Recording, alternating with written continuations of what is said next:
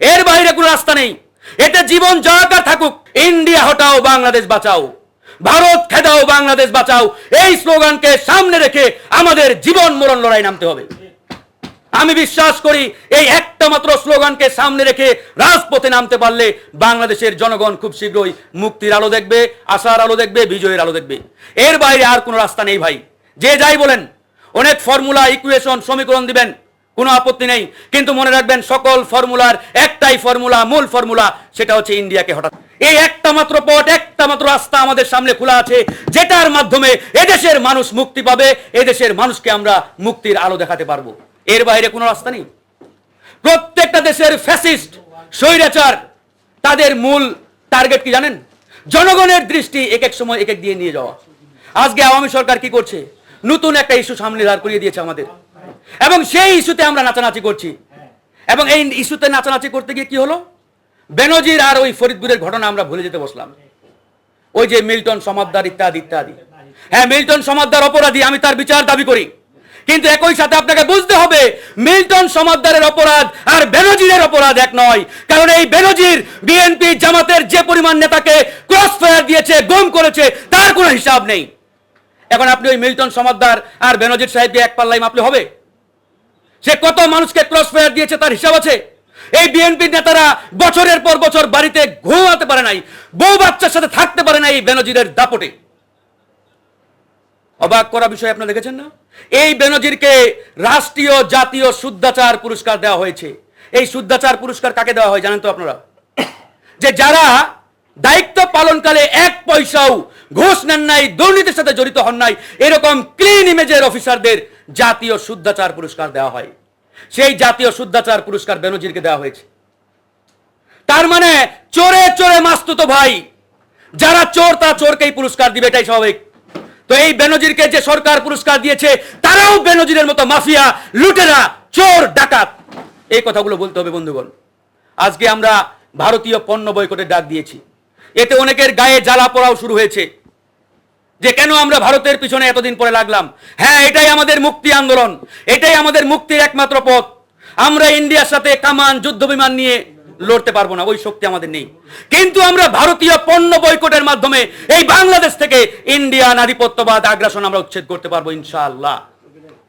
আজকে বিএনপি, জামাত ইসলাম সহ বড় বড় দলগুলো উপজেলা চেয়ার নির্বাচন থেকে সরে দাঁড়িয়েছে, তারা বয়কট করেছে।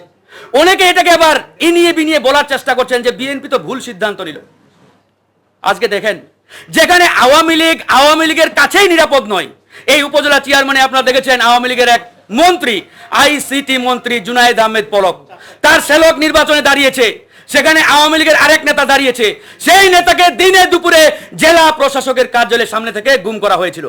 দেখেছেন না সবাই ভিডিও ভাই? তাহলে আওয়ামী লীগ যদি আওয়ামী লীগের কাছে নিরাপদ না থাকে, আমি, আপনি বা বিএনপি জামাত যারা করেন, তারা এই আওয়ামী লীগের অধীনে নির্বাচনে যাওয়ার যারা দুঃসাহস দেখাচ্ছেন, ভাই আপনাদের তো দুঃসাহস দেখে আমরা অবাক হয়ে যাই। সুতরাং বিএনপি, জামাত ইসলাম সহ বিরোধী দলগুলো যে সিদ্ধান্ত নিয়েছে, এটি শতভাগ সঠিক সঠিক সঠিক। প্রিয় বন্ধুগণ, একটা কথা বলেই শেষ করব। আজকে বাংলাদেশের যে মূল সংকট, এটি আমরা সবাই জানি, সবাই বুঝি, যে ভারতীয় আগ্রাসন, আধিপত্যবাদ। ভারত যেভাবে আমার দেশের 56,000 বর্গ কিলোমিটারকে অক্টোপাসের মতো গিলে ফেলেছে, এই অক্টোপাসের পেট থেকে, এই বাংলাদেশ থেকে দেশটাকে আমরা বের করে না নিয়ে আসতে পারলে আমাদের মুক্তি আসবে না। অনেকেই বলেন 71 সালে ইন্ডিয়া বাংলাদেশকে স্বাধীন করার জন্য আমাদের পাশে এসে দাঁড়িয়েছিল। এটি পুরোপুরি মিথ্যা ইতিহাস। এখানে বীর মুক্তিযোদ্ধা আব্দুল সালাম ভাই উপস্থিত আছেন। 1971 সালে ভারত পাকিস্তানকে ভাঙার জন্য, দুর্বল করার জন্য আমাদের পাশে এসে দাঁড়িয়েছিল। আর আমার দেশের 30 লক্ষ শহীদ যুদ্ধ করে এই দেশটাকে স্বাধীন করেছে। আর আওয়ামী লীগ কি করে?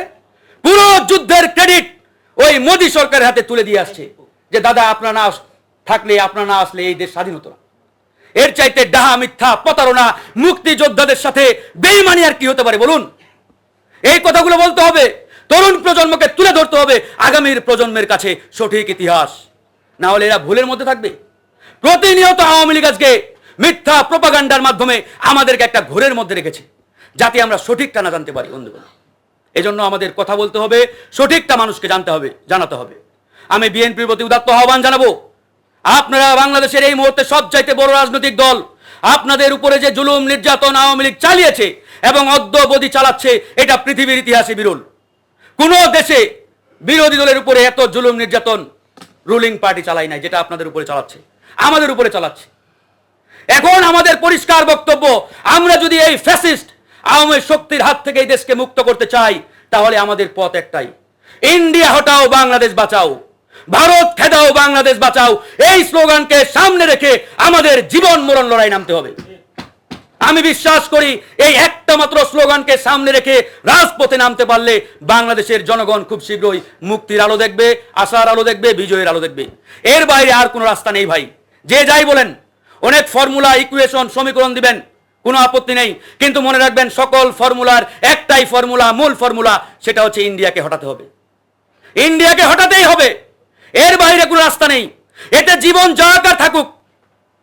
পরিষ্কার বক্তব্য আমাদের, আমাদেরকে অনেক চাপ দেয় গোয়েন্দা সংস্থা, ফ্রন্ট অফিসে এসে সাক্ষাতে বারবার বলে, বেশি বাড়াবাড়ি করিয়েন না, বিএনপির নেতারা কিন্তু সব জেলে, আপনাদের কিন্তু লাগাম টেনে ধরবো, আপনাদেরকে কিন্তু একদম মানে হারিয়ে যাবেন, ইত্যাদি ইত্যাদি। কারণটা কি? আমরা বললাম ভাই আমরা কি করলাম? ভাই ভারতের বিরুদ্ধে কথা বলা যাবে না, যাই করেন। ভারতের বিরুদ্ধে রাজপথে আন্দোলন করা যাবে না, যাই করেন।